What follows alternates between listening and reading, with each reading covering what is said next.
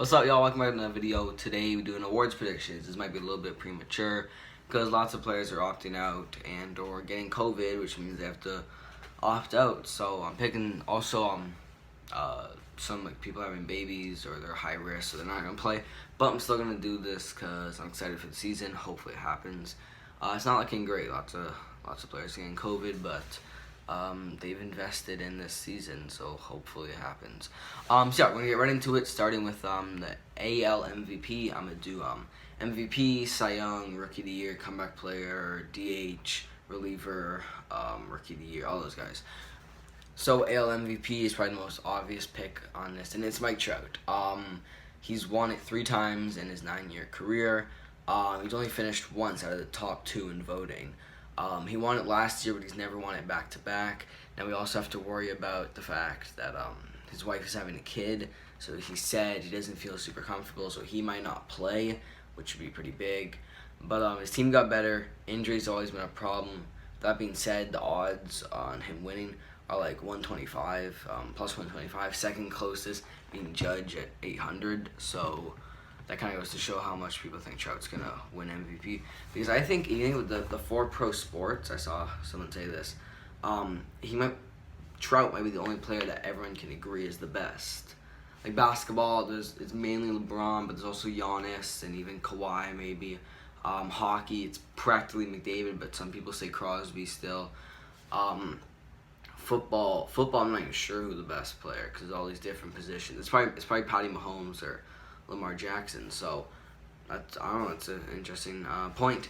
But yeah, team got better. Injuries always been a problem. Opting out now could be a big thing with his wife having a kid. But yeah, MVP Trout. Now my backup pick is Anthony Rendon. I probably won't go too much into my backup picks, but I will for Rendon. So he came off a great year winning a World Series, and he came to the Nationals.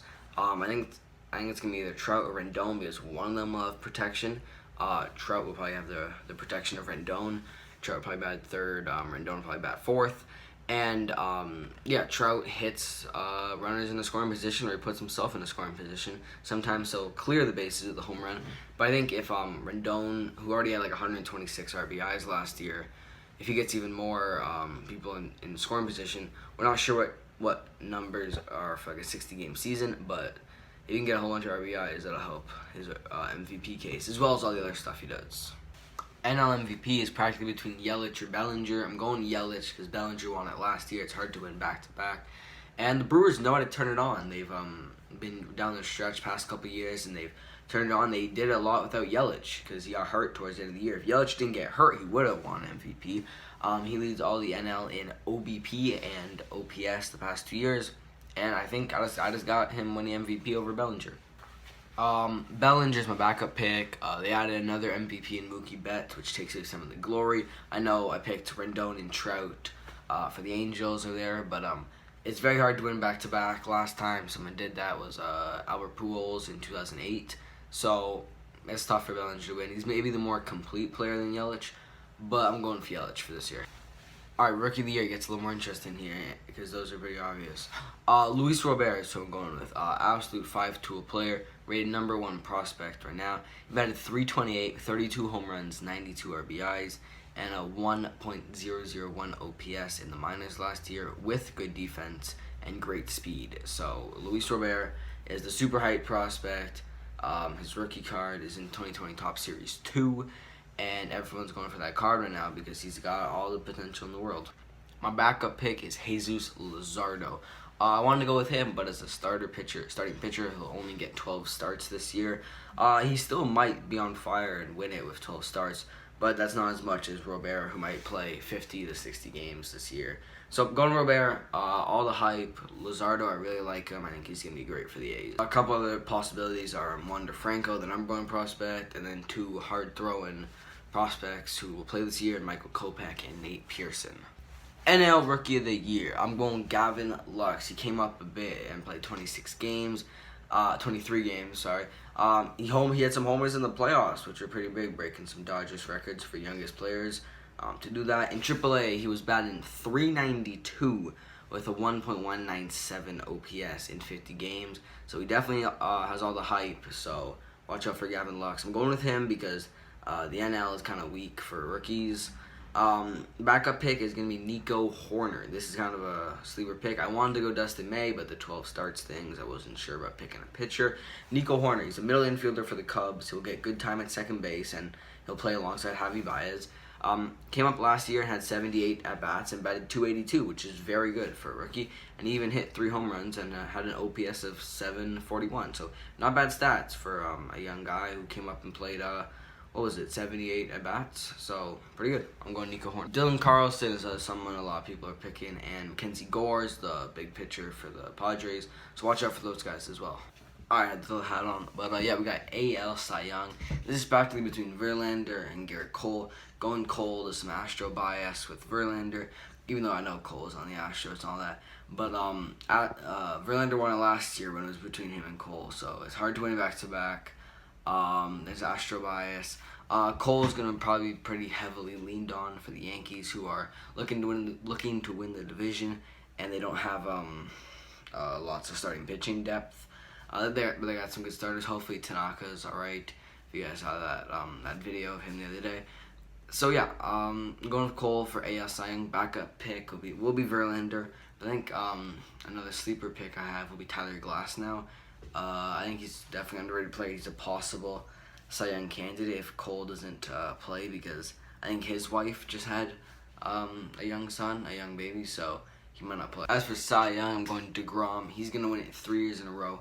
He's the best pitcher in baseball by far. Scherzer's great. He's probably the second best in the National League. He's a psycho, though.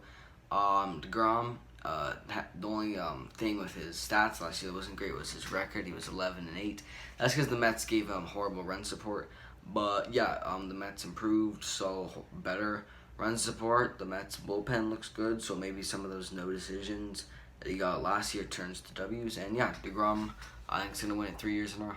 As backup Cy Young, I'm going Scherzer. First backup, he's 38 now. I didn't realize that. He's pretty old.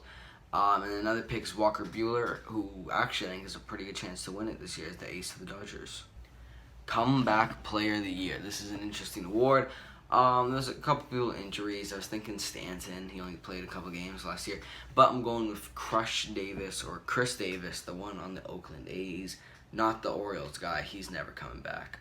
So Chris Davis, he hit .247 4 years in a row. I'm sure you guys know this if you're a big baseball fan. That was definitely an interesting stat to hit the same average 4 years in a row.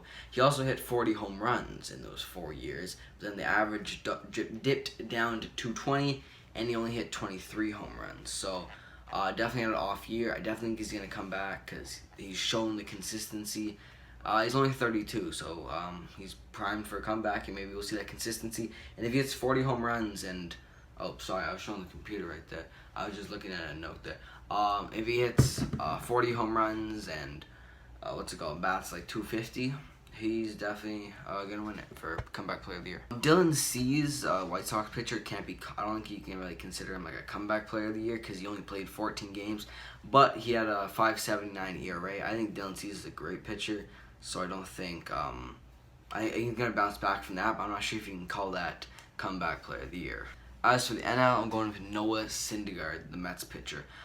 He posted a 4.28 ERA last year and a 10-8 record. Mets had bad run support, I said that. And a 1.2 whip, that's around average. So he's a great pitcher, though, Syndergaard. So those stats, I'm not sure if they really show how good Syndergaard is. He definitely has a better than a 4.30 ERA. Manager of the Year, I'm going AL and NL, I'll just tell you right now. AL, Kevin Cash. NL, Dave Roberts. So AL, Kevin Cash. I think the Rays, I don't think they're going to win the division, but I think they're going to be right there with the Yankees. NL, Dodgers. We know how good the Dodgers are in the regular season. So if they can win 45 to 50 games in that 60-game series with their crazy lineup, he'll probably win an NL Manager of the Year. Kevin Cash for the Rays, because the Rays think you're going to contest the Yankees for the division. Edgar Martinez Award for Best DH. Now, this will be for the first time ever. It'll be given to the AL and the NL.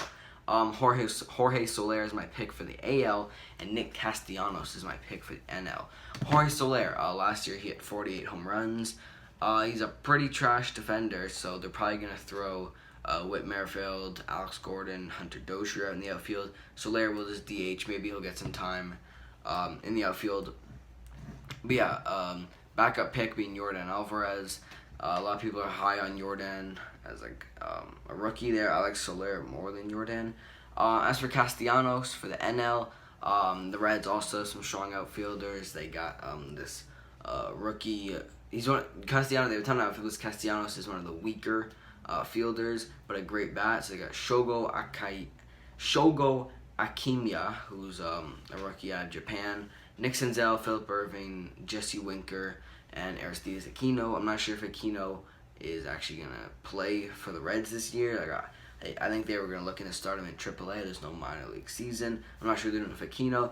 So Castellanos had a very strong year in 2019. He had 27 home runs, hit something in the 250s. So yeah, Castellanos, NL, Soler, AL. Alright, last two awards. Reliever of the year, AL, I'm going with Liam Hendriks. The two main guys in the AL are usually Roberto Osuna and Aroldis Chapman. Going Hendriks, he is disgusting. He had 25 saves with a 1.80 ERA, and that's amazing. But in a shortened season, I think those stats will look. I'm not sure how we're gonna compare shortened season stats to anything. But I'm taking him over Osuna and Chapman for the NL. Josh Hader has won it back-to-back years, but I'm going with Kirby Yates. He had 41 saves and a 1.19 ERA last year, which is insane. The Padres, I guess they got in a lot of close games because 41 saves led the league. So I'm going Kirby Yates and Liam Hendriks for reliever of the year. Next award is the Hank Aaron Award for best hitter in each league. This is practically just going to be my picks for MVP. I'm going Mike Trout. He's the best hitter in the AL by far if he plays. Backup pick Judge though. I'm taking Judge instead of my MVP pick Rendon. I think Judge 60-game season, if he doesn't get hurt, we'll finally see some numbers like with the ones he put up when he won Rookie of the Year. For the NL, I'm going Christian Yelich and backup pick Bellinger. For obvious reasons, they're both amazing hitters. And that's it for the video, man. Let me know if you guys enjoyed it. Sorry I went a week without uploading. I'm just chilling, enjoying my summer, social distancing, time with friends, like going for bike rides, stuff like that. So, yeah, thanks for watching the video, and I'm out. Peace.